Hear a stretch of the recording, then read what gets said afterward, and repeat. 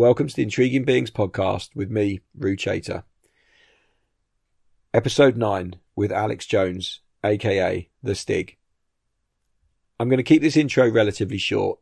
I've tried recording it a few times and I keep struggling to find the words really.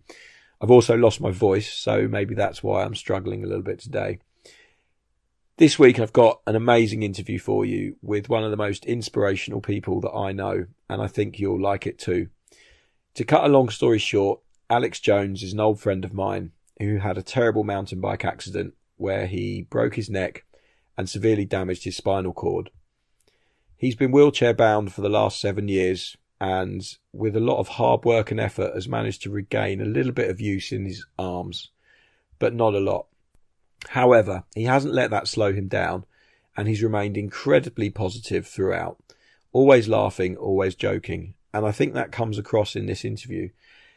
We're talking about a subject which should be incredibly somber, perhaps, and sad, ultimately. And yet, it's actually just two blokes laughing, often hysterically, which kind of sounds wrong, but at the same time is probably very right. I think a positive mindset is the only real way to get through this life, and Alex certainly embodies that. So, without any further waffle from me, and before my voice cracks up completely, I'm going to just get straight into this one. Please, please, please share this with your friends. Get on social media. Get this episode out there, because if ever I do an episode of this series of podcasts that deserves to be viral, then it's this one. This transcends all sports. You know, he's not a professional kiter, he's not a professional windsurfer or anything like that. And it's just a great story for life in general, and I really hope you enjoy it. Today I'm sat with a gentleman called Alex Jones, who I've known for quite a few years now. One of my background stories, I guess, was working for a company called Sunsail back in the day, and there's a bunch of friends that I've had probably over 20 years, and they all come from that Sunsail kind of realm, I guess. They're all sailors, windsurfers, people like that. And Alex has got a very interesting story that I thought I'd like to share with you guys. But Alex, you're a windsurfer originally. That was your sort of main passion, wasn't it? Yeah, I started off with sailing as a kid. Yeah. And used to go racing with my dad and all that sort of stuff. Went and studied down in Plymouth University and then picked up all the sort of surfing side of things. And then from there, went out to do a season in Cos as a sailing instructor. And then realised that the windsurfing side of things was a lot more fun and you could go a lot faster. So, I was in the perfect place, surrounded by a load of windsurfing instructors with a background in sailing and a load of kit to pick up the windsurfing side of things pretty quickly from there. Yeah. So, got into it out there. Excellent. And how many years did you do with Sunsail in the end? 3 summers in windy Keflos in Cos. Perfect. That's quite a good spot, isn't it? Yeah, it's decent. Yeah. Really, really strong offshore wind. It just got funnelled. Yeah. Flat water blasting along and it was awesome. Have they still got, there's no Sunsail club there now, is there? But have they still got... No, they've gone, but I think there's a Mistral or an F2 centre there, I think, still. So there's definitely still a load of sailing going on there. Have you ever been back? I went back for a week. This was going back years and years ago. Yeah, we went back just for a week to stay with someone and took some kit out there. Yeah, it was good fun. Nice to go back. I've never actually revisited any of the spots that I used to work at, so I'm quite keen one day to go back to Pirelli in Turkey and see what's there and find out what it was like, because you sort of see it through these very young eyes back in the day where you're 18 and everything's just it's all great and wonderful and you're not really worrying about things too much. Yeah, people keep talking about the big reunion and stuff and going back there. It'd be awesome, I think. Yeah, that would be a good one. That would be really good. It's a good thing to get sorted. And then, obviously, you were a pretty good windsurfer. What kind of level were you at? I remember when there was sort of talk about various people within Sunsail at what level people were at, and it was like Jamie Hay and a few other people. Oh, he's doing forward loops now. Oh, he's getting to this. He's getting to that. Yeah, no. I used to be able to sail with Jamie Hay and Dave Gray, who... but they were the good guys. They were the good guys. We were, we were the contenders. We were just there to make up the numbers, really. I could certainly sail with them, but I can do after stuff they were doing. So, forward loops were, almost, not quite. Almost crash landing in a pile, and getting annoyed when you'd landed in a pile, and then Dave or Jamie would come and do one over your head. Yeah, and then getting into it and sort of thinking, oh yeah, I could get there, and then they were pretty good. Those guys. Dave still windsurfs quite a lot, doesn't he? He's pretty passionate about it still. And then you got into mountain biking.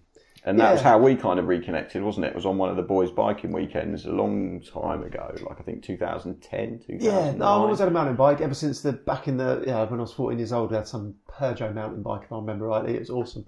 With the old clicky shifters on the top of the bar. Yeah. And if I remember rightly, I folded that in half in Aldershot because the army there dig holes in the ground and then camouflage them and I didn't see it. So I just literally went down a hole and hit the front wheel, pretty much touched the back wheel. And I think that was one of my first good mountain bike crashes. Crashes. Came back from Aldershot on the train with a very broken bike. And did you get broken or were you all right? I think I bent my thumb, but I think it wasn't too bad. That wasn't too bad. And then you're pretty passionate about mountain biking, like you did a few trips and things like that, and you were, riding quite a lot. And then obviously you had this fateful crash. Yeah. Tell us a little bit about that. So where was it again? Was in Rogate. Rogate, Rogate, which is not too far from where I live down in Hampshire. It's just a steep bit of hill in the forest. Quite sort of twisty turny at the top. Quite steep and technical at the top, I suppose. There's about 6 or 8 different routes down, and most of them, as it gets down towards the bottom, it sort of opens up and starts to speed up a bit with some big sort of fast bank turns. And then there's 2 big hits at the bottom. Really nice jumps though. They're not sort of flicky up jumps. They're just really long. You have to hit them really fast because they're quite long but quite flat. To get the distance. Yeah, so good fun. But and you've ridden there quite a bit, right? It wasn't like your first time there. You've ridden reasonable amount. Jumps you've done. Yeah, loads of times before. Yeah. And then a little bit wrong one Saturday morning. So I got up really early, just went out on my own, and it was just me and my dog. I think there was one other guy riding up there. It was about 8 o'clock on a Saturday morning. Yeah. And did one of the runs, came down, rattled as fast as you can into the berm that lines you up for the first of the tabletops. Hit it nice and sweet, seemed to go the right distance, seemed to go the right height, everything was fine, nice and straight. But I landed with my front wheel just a little bit too high. That sort of pinch point with the wheelie where you're either going to go off the back or down the front. Yeah. So I just landed at that point on the transition, and instead of my front wheel coming down, my back wheel whipped. Yeah. So your front wheel went up. My front wheel went up, my back wheel went down, it accelerated me and just flipped me back. And I used to ride clipped in with those, they mallets, you remember? Yeah, the mallets, yeah, Crank Brothers mallets. Yeah. I used to ride with them, so they were sort of, good for the ups, but also quite good for the downs. So I was clipped in, which I don't think helped my cause. Yeah. So I whipped over the back and, landed flat on the back and whiplashed my neck. And were you knocked out or were you conscious the whole time? No, I was conscious. I was wearing, I had my downhill helmet on and, You guys, you're always pretty padded up, weren't you? Like knee pads and stuff like that. Knee dangerous pads, sport. Wear knee the protective pads, gear. Proper crash helmet at Rogate, because it was just a push up and a ride down. Landed flat on my back, knocked the wind out of me. I was like, couldn't breathe for a little bit. And did you know, like, instantly, like when I did my ankle, the split second I did it, I knew it was bad. Did you get that feeling in your head as you did it, or were you kind of a bit stunned and didn't really know what was going on? I think I was stunned for I don't know, a few minutes or something, trying to get my breath because I properly landed flat on my back and winded myself. Yeah, so you're just struggling to get some air in. Making the dead animal noises. Like, I sounded like a walrus, I think. And so once I got my breath back, I was just like trying to get my head around it, and I was like, right, can't move my legs, can't feel my legs. And then I was stuck. Yeah. So then he was like, I realised, something's wrong here, something's wrong. And then there was one other guy riding there, so I'd been chatting with him up the top, and he come down, he was just like, you're right. I was like, no, I don't think so. So he was like, right, do I call an ambulance? I was like, yeah, I think so. Shit. So I can't remember his name. It was awesome. He was really calm. There was my dog being a dickhead. Right. He was there digging and trying to get him to throw him stones. You're broken, I'll have a play with this bloke. This bloke will do, you're boring now. You're no fun. So he called an ambulance and they went through all the checklists as they do on the phone. Can you do this? Can you do that? And then, as the answer is no. Can you do this? No. Can you do this? No. You're like, this is going to be bad. And did you have any, because you mentioned you couldn't feel your legs and you kind of knew that. Did you have any feeling in your hands or like your upper body? It was all numb and my hands were like, they were like pulled up on my chest like a I think the contraction had like pulled everything in like a squirrel, Yeah. like a squirrel sort of thing. So you have your hands up on your chest. So yeah, so you're lying there, I guess, on your back, hands Yeah. pulled in, thinking, crikey, Yeah. what am I going to do? Keep calm, don't move, because everyone from basic first aid, don't you? Right, if you've got a spinal injury and stuff, you don't move, you keep still. So it's like, right, yeah, okay, we'll wait for the ambulance or wait for the professionals to turn up. So yeah, they said they were coming. They tried to get Ellie. It was a really foggy morning, so I was gutted. I missed out on the helicopter trip because the helicopters couldn't land. Oh, no So way. I had to put up with a common old school ambulance. They sent 2 ambulance crews along, and because I was in the woods, and they had to come and find me. Ended up with a very slow Laborious. ride back to Chichester A&E. That's a bit boring. And I guess, how did they get you? Could they get the ambulance up to where you were on the They trail, got- or did they yeah, stretch they you got- out? Or? Yeah, they had to stretch me out. I mean, I was only, I think you're probably only a couple hundred metres from the road at Rogate. It's not far away, so they could get pretty close, to be fair. Yeah, that's quite good. I guess it's, I guess you couldn't feel anything, so it wasn't like you're in No, heaps of pain. you've just been lying on the ground, so you just get cold, don't you? And then you just been lying there, but they were really careful, and just, I don't know, it probably took them about an hour to sort of, get me in the spinal brace and all that, and get us in the back of the ambulance, and then they rode us carefully to Chichester A&E, and we'll just start going through all the checks there and stick you in some hideous neck brace that locks you in, and but there's nothing I could do really. You're just waiting for them to. I guess you're just relying on the professionals, aren't you? Like, do their job and trying to get them to put some space blanket on you, keep you warm and stuff, because I've managed to get freezing cold out there. And I was fine. I was breathing and everything. I mean, I broke my neck. C5, I broke my neck, which is the common sort of whiplash one. Any sort of higher than that, that causes real chaos. I'm kind of lucky really that I've got a little bit of a little movement bit back. of function and stuff, but at the beginning you don't have much at all. Yeah. And then they moved me from there to Southampton, the neuro unit, the full on. So how long were you in Chichester for? Just a short hours. Just hours, Yeah. literally, and then they were There's you a need to go major to trauma special- centre at Southampton, so Yeah. they shipped me along to there. Still no helicopter ride. No helicopter ride, no, gutted. Another common old ambulance. But yeah, I got to there, and I spent 2 weeks there because the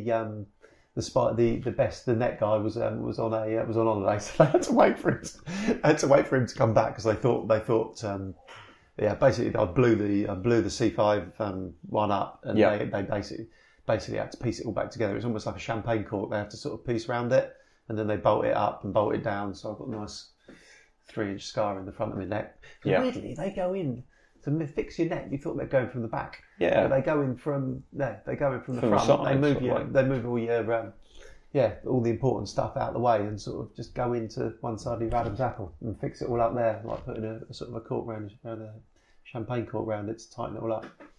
Strange. So I spent 2 weeks in there basically just looking at the ceiling. And how was that? Because I mean, obviously you've got your wife Andrea just popped in a minute ago, Yeah. and you've got your 2 boys. At what point did you manage to get a message to them? How did that sort of happen? Oh, that guy, the guy at Rogate. I can't remember his name. He was awesome though. He looked after my dog and bike and phoned Andrea and Sorted everything out. Yeah, he sort of sorted everything out from there.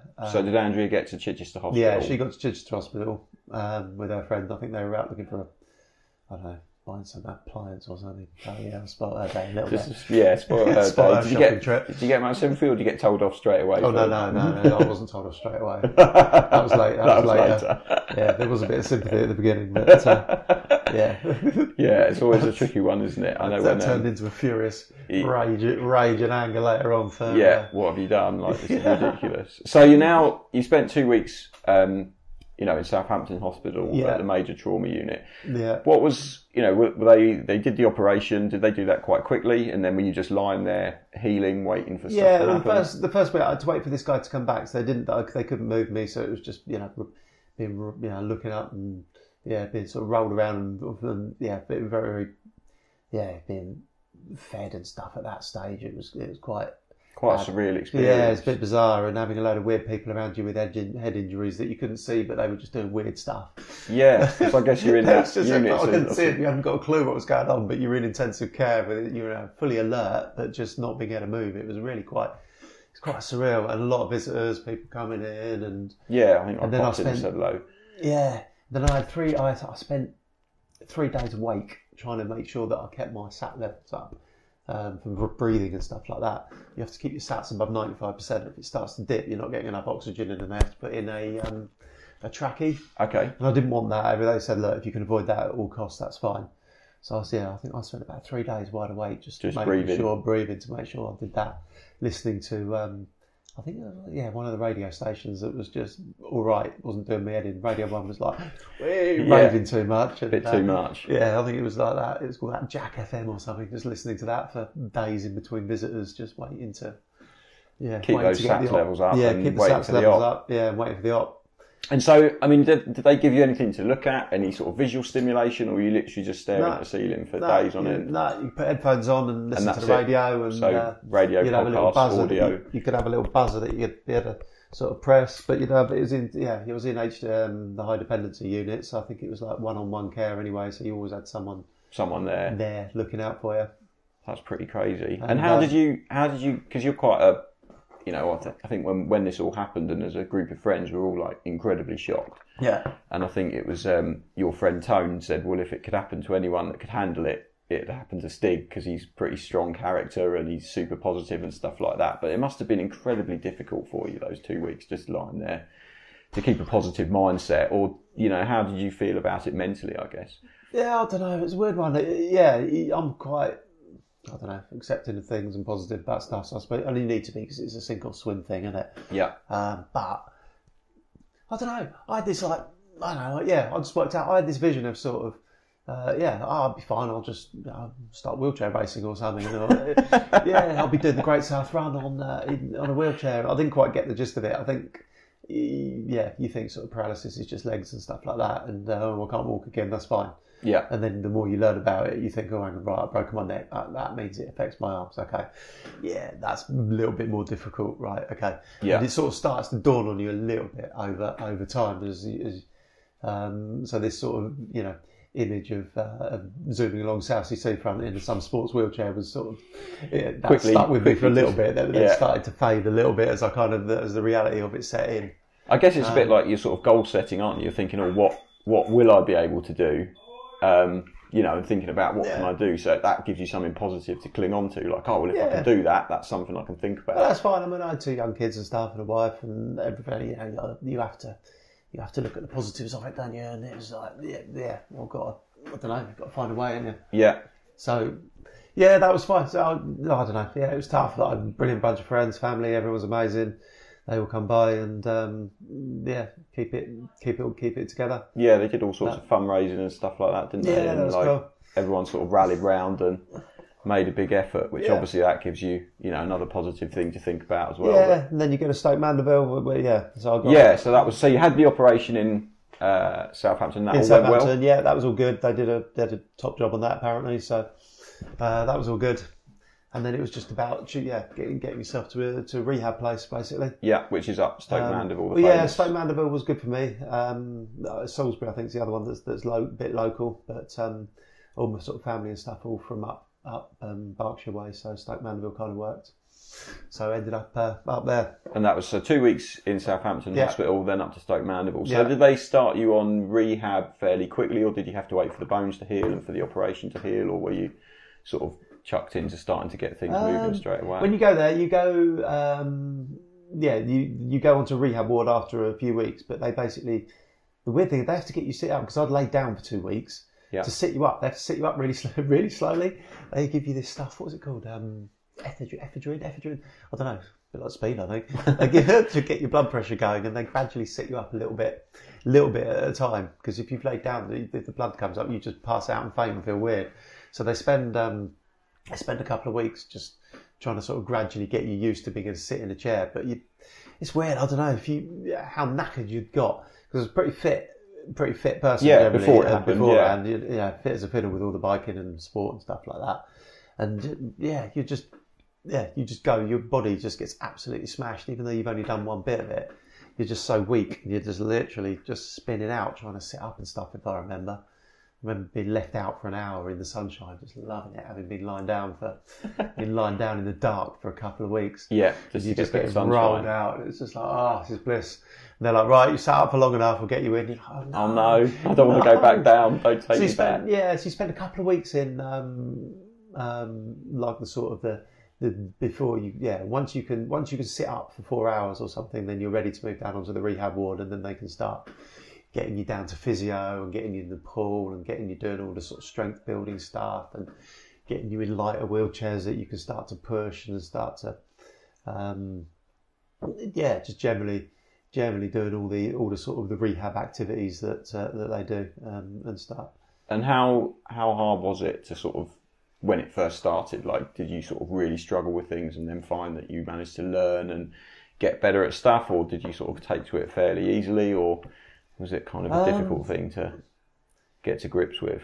Yeah, it was. I don't know. It was hard. It was hard in some ways because you just looking around. It depends where. If you break your neck high, then you're pretty buggered. And if you break your leg where I did, you got a bit of use of your hands and stuff. And if you break your back, then you've got all sort of full use of your arms and stuff. So you're sort of surrounded by people that are in better nick than you, and you're like, bugger. But then there's always someone who's in worse nick than you are. So you sort of, in a weird way, almost look to them for sort of comfort, if you know what I mean. Yeah. And just feel really sorry for those poor people that are the ones that haven't got anyone to look to, if you know what I mean. Yeah. And you know what blokes are like. It's a competitive environment, isn't it? I was in a ward with a load of youngish lads. There was a goalkeeper from who used to be from Southend, awesome bloke, and he was opposite me, so he was a sporty lad. There was another lad, Chris, who was 26, who had gone skinny dipping in Ibiza or somewhere. I can't remember where it was, and at 7 o'clock in the morning with some girl, and piled his head into the ground. No, diving in and showing off in the beach. So he was quite a similar sort of to me. There was another guy who was there's some funny people there. He was a lifeguard. That was his job, and he got pissed up in London at the Queen's Jubilee or something, and dived into one of the fountains. No. And, so he'd crooked himself. That's terrible. That's about the worst drinking injury you can have. Oh it? Man, yeah. So it was, and there was some other guy who literally he was cutting he was messing around with a chainsaw and fell out of a tree, but he fell out of a tree from 5 foot. Some other older boy called Will, who was on my ward, who'd just been knocked off a push bike in Richmond Park somewhere. So there was a real sort of, I don't know, good camaraderie, if you know what I mean. But it was a competitive environment. You were like checking out what other people were doing in terms how of far along are you? Why not? I want to get there. Yeah, I'm going to do that. I'm going to do that. I'm going to beat him at that. So you have to learn how to get transfer from one wheelchair into your bed and sort that out so you can kind of get a little bit of independence back and not be hoisted around the place. And there's this real sort of decent sort of competitive learning camaraderie, if you know what I mean. And and do you stay in touch with some of those guys? Yeah, some of them. There's one of their, guy Chris, Brummy lad, who I keep in touch with. He's, I keep in touch with him. I guess the difficult thing is they're all at this one place because that's where you go when you have that kind of injury, and then when they leave that place, they all scatter back to their lives wherever they are. Wherever they are. It becomes difficult for you to kind of see them, I guess, and it must be quite strange. You've seen them pretty much every day for however long, and then you're waving goodbye to them, pleased, I guess, that they've done the rehab and they're going back to normal life as much as possible. But certainly an interesting environment. And how long did the rehab process take? I think I was there 6 months in the end. Okay. So again, it depends on the level of your injury. If you break your back, then they expect to be there about 3 months or 3-4 months. And I think if you break your neck, then you've got a little bit more to learn and stuff. And a little bit more to get your head around. So, and I guess they're just teaching you things that you can then use when you go home. So you can be as independent as possible. Yeah. The physios try and get you as independent as you can be, so that you can transfer, and they'll show you how to get in and out of cars, and show you how to get in, from one wheelchair to another wheelchair, and get from one bed to, just so that you can independently get your way around and start to build your strength up. And they start to, do the wheelchair skills with you, so that you can get yourself out and about and build your confidence, so that you can, push yourself out in the real world, I suppose, which is the goal, isn't it? Yeah. Get back to normality as much as possible. Yeah. There's a bit back into it. So. And did you find that, after being there, say you're there for 6 months, or after 3 months, did you find that you had a certain amount of range of movement, and then that kept improving, or did you find that, okay, I've got this movement, that's all I've had, and it's been the same since, or is it? No, it's been. I've been lucky in some ways that my movements sort of come gradually sort of crept back a little bit over time, I suppose. You don't sort of you don't crack yourself symmetrically generally. So my right hand side has gradually got slightly. My right arm's got gradually slightly better than my left. Main thing on my right arm is one of my triceps started to work. So not that you can see this, but you can actually start. You can actually get a bit of control with your right arm. So you can start to move it in places that you want to do. Anything like that arm's good. Whereas this one, as you can see. Yeah. Stig's just hit himself in the head as he tried to lift his arm up. You were doing so well with the right, it was so impressive. The right's good. I was the first person in Stoke Mandeville to get an accident report done from playing table tennis. No way. Because of exactly that. I went to whack the table tennis ball so hard, and because I've got no triceps on that at the time, I couldn't break it, so I smashed myself in the mouth with a bat and split on my lip. No. I had to fill in an incident report for it. Brilliant. Did you make the shot? Oh yeah, I smashed it. So that's quite good that it's been getting better. And do you still see progress now? Do you still sort of see like this is, I'd say it took me 3 years to sort of get all the sort of strength back and doing weights and stuff. When I was watching telly, you'd sort of strap your weights on and try and sort of build yourself up. And now I suppose you get used to it, and you get, maybe not now. It's more of a sort of a maintaining it now. Yeah, keeping that strength up, I guess. Keeping that strength. But I had some weird bit of surgery done a little while ago on my left arm to try and get it up together, which is quite cool. But it didn't work too much. It worked a little bit. But was that to do with reconnecting nerves? Yeah, to do with nerve transfers. So basically they take active nerves, like live nerves, out of muscle that they don't think is particularly useful, and they try and transfer those live nerve heads into muscles that are more useful. Yeah. So they did it with 3, and the bloke said it was like sort of sewing and stitching spaghetti under a microscope, basically. But that was like a 7-hour operation up in Birmingham on my left arm to try and get the triceps to work. And is that kind of experimental stuff that they're trying, or is it? Yeah, it's like new sort of technology that they're working on. Yeah, they can do like tendon transfers, which is a bit more old school, I think, where they literally just reconnect a tendon. It's a bit like a sort of puppet strings. They sort of undo a tendon from somewhere, and then connect it up somewhere else. And so they did 3, and did it work, or only 1, I reckon? So again, you can't say, but that my left hand can now open, which is which I can't do, which I can't do with the right one. Right. I haven't really found a good use for it. So you've got this new movement, you're like, what can I do? Look at that, I can do this. I suppose I can sort of squeeze things. Yeah, you can squeeze something, just go and touch things in a shot, have a little wiggle or something. But the idea was one of the nerves would open, and then the other one would close. Right. So I've got the open bit that works. So you've got the open bit, but not the closed bit. But not the closed bit, no. So I'm sort of like, I don't know. Brilliant. And the tricep one didn't work, unfortunately. So hence you can still hit yourself in the head. Yeah, I can still smack myself on the head. And this all happened. It seems. I mean, I'm going to say this now, but it seems like it wasn't that long ago. But for you, I bet it feels like a lifetime. And I know from my injury, everyone was like, "Oh, it's gone so quickly," and I was like, "No, it hasn't. It's really dragged." But it was 2011 when you did this, right? Yeah. So. September 2011, 9/11. 9/11, literally 9/11. You see my dodgy tattoo on the back of my neck? Oh, have you got a tattoo of 9/11? No, I've got an explosion on the back of my neck with kapow on it, like a Batman thing. And then I put 9/11 underneath of it, ironically. Brilliant. And then I was sitting in Vegas by a pool, a load of macho Americans, and realised I had an explosion on my back with 911 on the back of it. No. You're lucky you didn't get beaten up. So I thought, man, if anyone asks, I've got a bit of explaining to do. Quick, put your hood up. Yeah, September 11. September 11, 2011. And so you mentioned the nerve treatment there. Have you had to have lots of other hospital appointments, treatments and things like that as time has gone on, or has it been just sort of fairly... Not much, really. I have to go back to Stoke Mandeville every 9 months. Okay. I had this... one of the things with spinal injuries, you get like the sort of the muscle spasm stuff. So, which kind of makes your muscles will do weird and wonderful things. So you have to take this dirty drug called baclofen to sort of counteract it. So I had this pump fitted in. So I have to go back every 9 months to have my pump topped up with that. Do you have to take quite a lot of medication and stuff like that? No, just nothing. Just the baclofen for that. So other than that, everything's all in perfect working order. Perfect working order, yeah. Nice. Absolutely spot on. And we mentioned obviously friends and family, and Andrea popped her head in earlier, and you touched on, I asked you if she was cross when you first did it, and you said no, she wasn't. I mean, obviously your recovery has been helped massively by the support of your friends and family, so equally it must have been really hard for Andrea and the kids to kind of deal with as well. How did that process kind of work?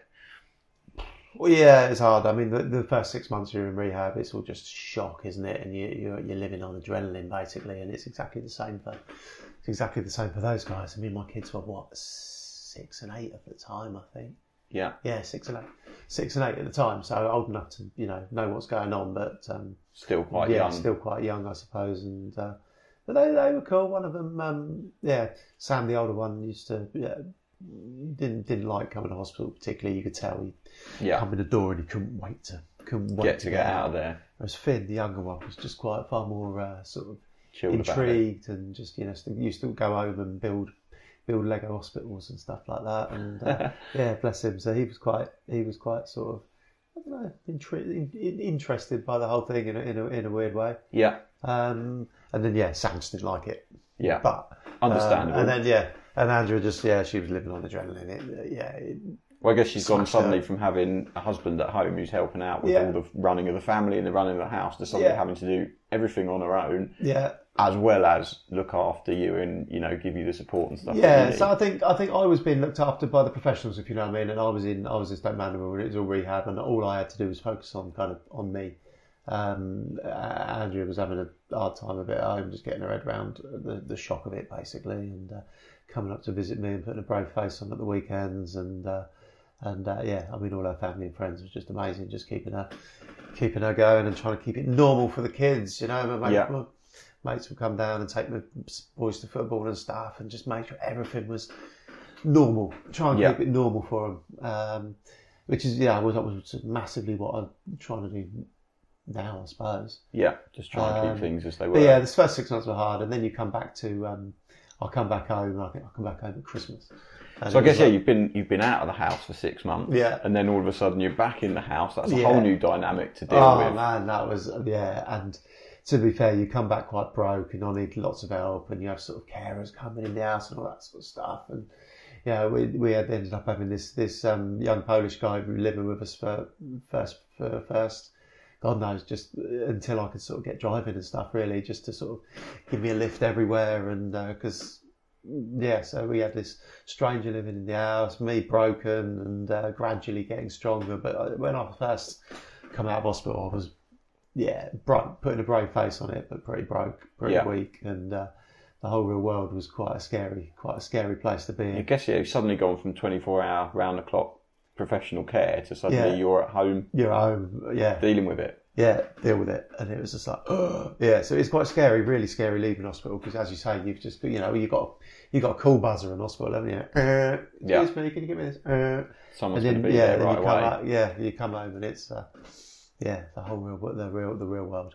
Really difficult transition. You mentioned there the driving, and I've, enjoyed hearing stories and things have been on Facebook and stuff like that, and following your recovery. And one of the things that you got kitted out with was the awesome van that's parked up outside. Yeah. So, obviously you can't use your legs. You've got limited movement in your right hand. How does driving work? Right. Basically I've got my right hand's my good one, as I said earlier. Yeah. So basically, I've got one of those sort of trucker's ball things on the steering wheel.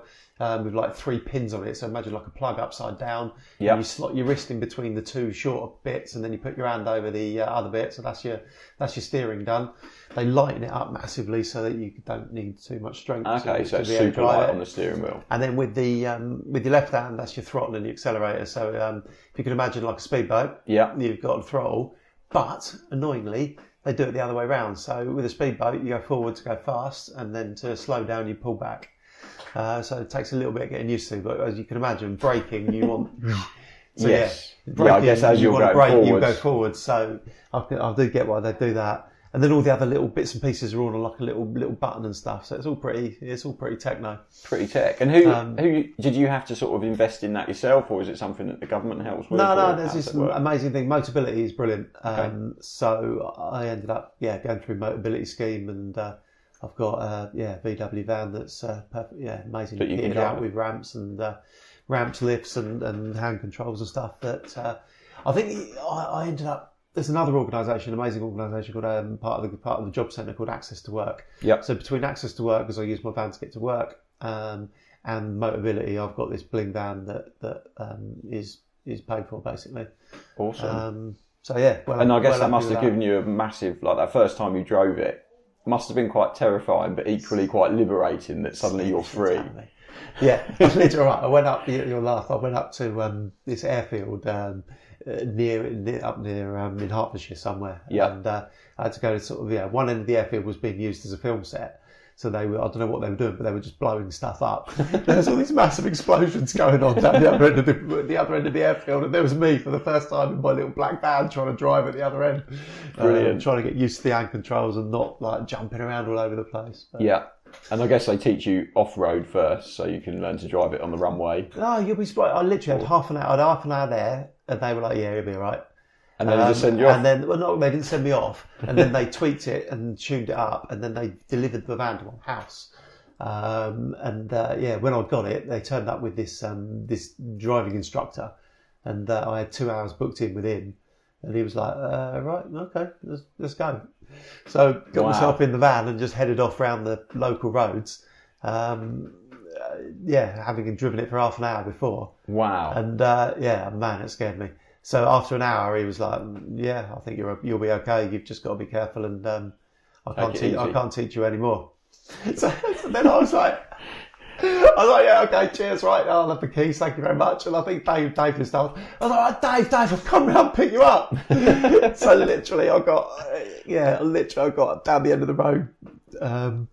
I can't remember what happened, but I ended up braking too hard. I smashed my face into the steering wheel, split my lip again. No. And I had to go. And I was just like, I felt I might go home now. Yeah. So that was enough for that. That was enough for the day. And I guess you've got more used to driving it the more you drive it, though, right? So now you probably don't think about it too much, and you get in and you can do school runs and stuff like that. Yeah, the first month was scary because not necessarily the driving so much, but just the fact that I was out on my own. Places, and miles away from, and then getting used to how to park it because I've got this ramp that comes out on the left hand side, and you'd park it and you get stuck, and I'd have to transfer between my normal wheelchair and my driving chair in the back of the van on my own in the dark and weird and wonderful places. So it was more the sort of the adventure and how far I could get myself, and if I sort of got it wrong, getting stuck places and stuff like that. But I heard a few tales of you phoning up friends and saying, "I'm stuck. Can you come and help me?" Well, I was telling you about that. I got one of those iPhone watches. So I'm trying to transfer from one chair to the other. Got it wrong. Board slipped out. Fell forwards. I had my keys around my neck on a lanyard, and the keys had got caught in the bit that clips the wheelchair in to drive. So I was like, strangling myself with my feet up, God knows where, and my face in the footwell, basically, with the keys got around my neck. And my phone was out of reach, so I managed to press with my chin on my watch and use the old Siri. Yeah. And I was just like, "Call Doug." And then press this thing with my nose to get it to drive. And I was just like, "I'm outside of the pub. Can you come and get me?" They come out and couldn't find me. And then they only straightened the door up and found me with my face shoved in the footwell. In this contorted position, this half weird, strangled. wonderful position. So I got dragged out by my feet, and I think it was Tone's daughter who was just like, "What's going with her on?" friend going, "What's going on? Is he dead?" Yeah. There's this bloke being dragged out of his van by his feet through the side door to try and straighten me up. Fantastic. But that's good because it gives you that freedom. But I guess, like you say, that's the scary bit is, if you do get into a bit of a pickle, then you're kind of stuck. So you know, have friends on speed dial on your watch. And I've got a few people around that might have come and rescued me a few times at silly o'clock in the morning. Silly o'clock in the morning after a couple of ales where it's gone a little bit wrong, maybe, and bless. It's good to have good friends. And I know one of your early party tricks was being able to pick up a beer and drink it, you know, with your right hand. And you still, you know, like sort of socialising with buddies and stuff. And saw you in the pub last night, which is one of the reasons I was driving down here thinking about hooking up and having a chat. You know, that friendship base, you still see a lot of them, you know. And I remember seeing some pictures recently where they took you actually out on a off-road mountain bike wheelchair crossover kind of device. What I was going to ask you about was you were really passionate about various sports, you know, mountain biking, windsurfing, things like that before the accident. Have you managed to engage in kind of sporting activities since the accident and do different things that you can kind of do that you can enjoy to a kind of same sort of level? To a point. I mean, I've got this amazing device that fits on the front of my wheelchair, and I've got sort of off-road wheels that clip onto that you can swap and clip onto the back. I've got this thing called a Batek, which is awesome. It's just basically a powered up front wheel that does 22 miles an hour and crikey. Yes, gets the life out of me, especially when you haven't got very good grip on your hands. So that can get us around and about.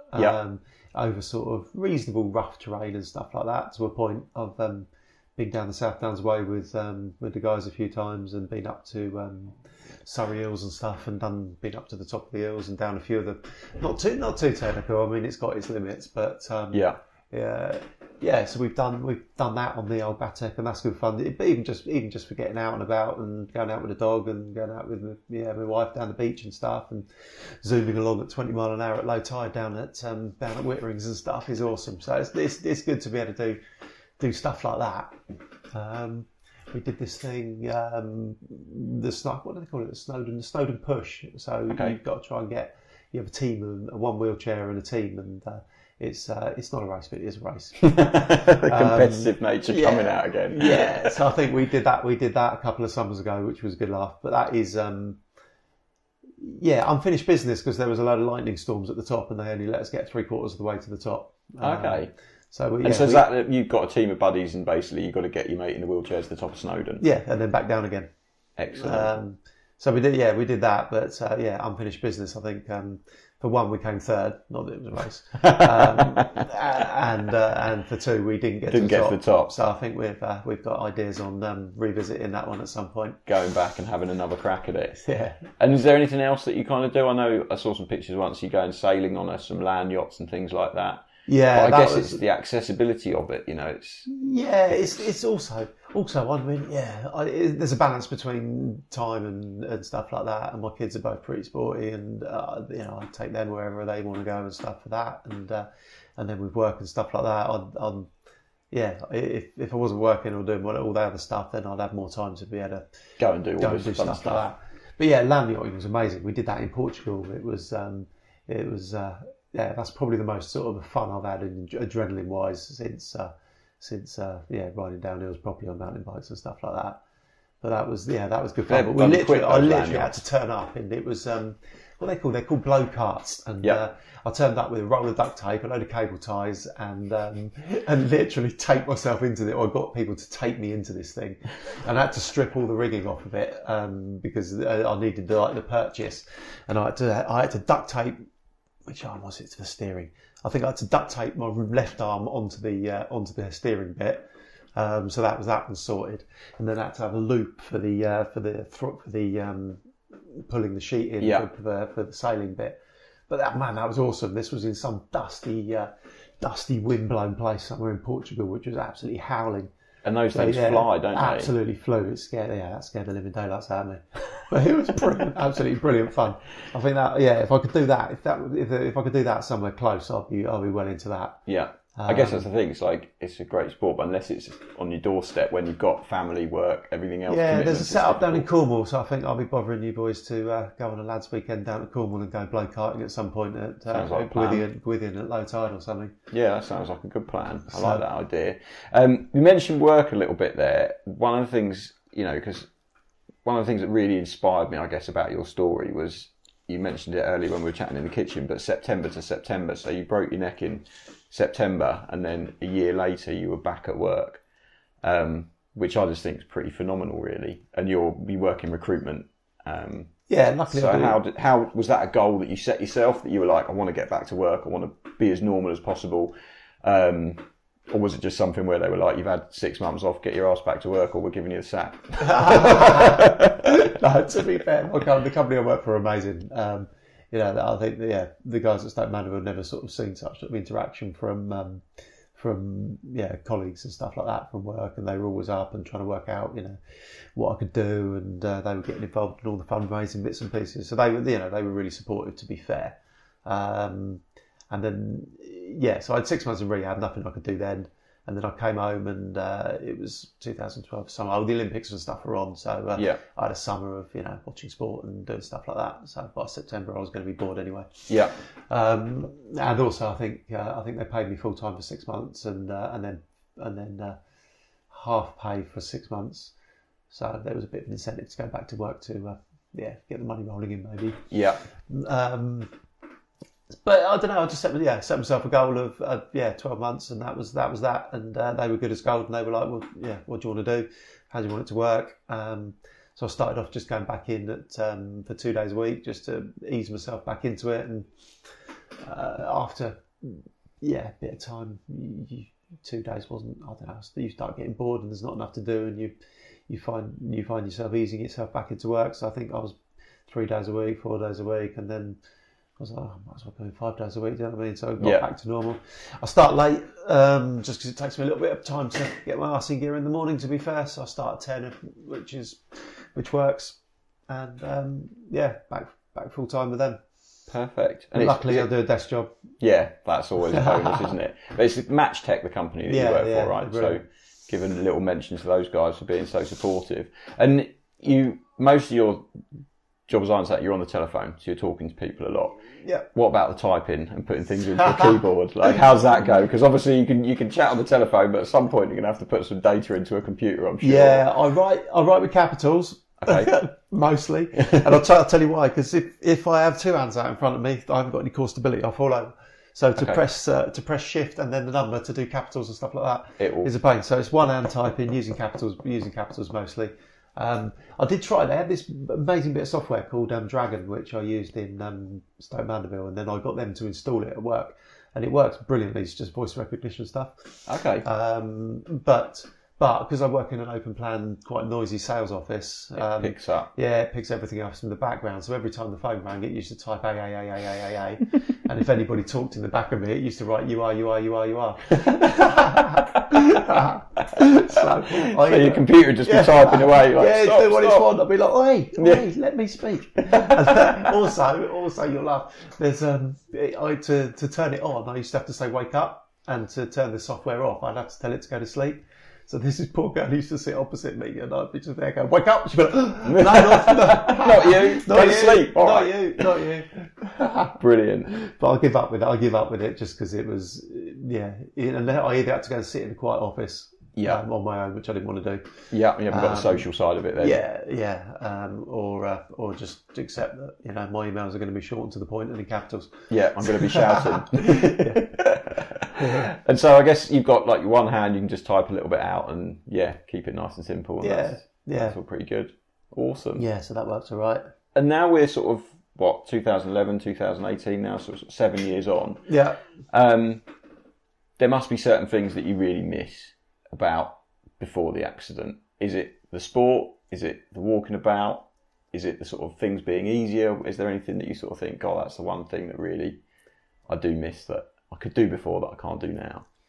I suppose I could say everything. But just literally everything. Do you know what? The things that annoy me more are just like when you're looking at something, you can see something like the grass needs cutting, and I'm just like, I can't do it. I can't do it. It really annoys me. Do you know what I mean? Just real little, or light bulb needs changing. I'm like, I can't bloody reach it. Just the little things annoy me. I mean, there's, you'd love to play football with your kids and Tennis, and with the bits and pieces like that. You'd love to be able to do that and go back on your bike and ride with your mates again and go, win some, whatever. But or you can, nothing you can do about that. That's things have changed, so you just got to, embrace it and roll with it, I suppose. Otherwise, but changing light bulbs, that gets you go. Just little things that annoy me that you can see me doing, and you're like, oh, can you just give some with that, or can you just do this, or just add it to a list of things that you need to get other people to do? It just reminds. That's all right. Sorry. That's all right. Yeah, no, I can understand. That's just like the frustration. Yeah, it just sort of winds me up. I mean, it's quite good in some ways, but I don't have to worry about sort of DIY and stuff like that anymore. But this bedroom needs painting. Someone paint it. I used to hate that. I stubbornly used to do it. I think that's one thing in hindsight I'd never do again is pick up a paintbrush. Well, there you go. That's a bonus. Yeah. You can go and work a bit harder and pay someone else to do that, I think. Yeah, very true. And you've got an incredibly positive outlook on everything, I think, and you've kind of definitely embraced it. Is there anything that you draw on for that positivity? Like, what makes you really happy these days? What, puts a massive smile on your face? Oh, I don't know. I try and keep life as normal as possible and try and keep life as normal as possible for sort of family, kids and stuff like that. And what do I love doing? Going watching my kids play football on a Sunday morning, wouldn't swap that for the world. Just normal stuff, getting out down the beach, taking the dog out, going out for, walk with the dog family, going out with missus and stuff like that. And just, I think in some ways I'm just, you feel lucky because you have to sort of embrace it that if I've got better and I've got stronger and I've got more, slightly more movement back. And I think when I come out of hospital, I can do so. I'm living independently. I can't put my socks on. That annoys me, by the way. But I have got some fur-lined boots, and I don't need to wear socks in the winter now, so we're all right. Perfect. So we've sorted that. But just being able to go away, stay in a hotel for a weekend, and just go away on holiday with the family. We've been away with just my wife and kids this summer, on our own at France and stuff, and it's been off. I don't know. We've done a lot, and I can still get involved, if you know what I mean. I'm still able to I don't know, get people to places by driving and get involved and be useful. Be useful, yeah, and have a purpose and see how you have to sort of accept that. If I'll go on a ski holiday, I can't keep up with everybody and do it, but I can go on a ski holiday and cruise around in my van and go and visit old resorts I used to work in and used to be in, and had to go at the old sit skiing and stuff. Yeah. And again, you get to see people up the mountain, but I don't know. My left arm's not good enough, so again, I can sit ski and turn left, but I can't turn right, which is not good. Get stuck at the top of the mountain, going around in circles. Yeah, left turn. That can only get you so far, I think. But it's nice to get involved and stuff. But I don't know. You've just got this kind of this limit. But you have to sort of, I don't know, take happiness in just everyone else having a really good time and you having quite a good time and being involved.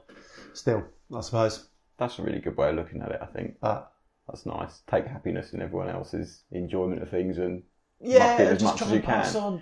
Just try and pass on your sort of enthusiasm and everything, and get your kids involved and doing stuff, and just try and make sure that they have as normal a life as they would have had if I hadn't smashed it.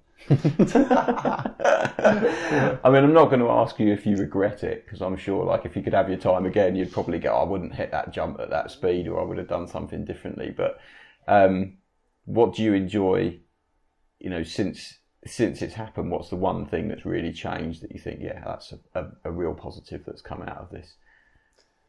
I think it's made you appreciate everything around. It's made you appreciate family. It's made you appreciate friends.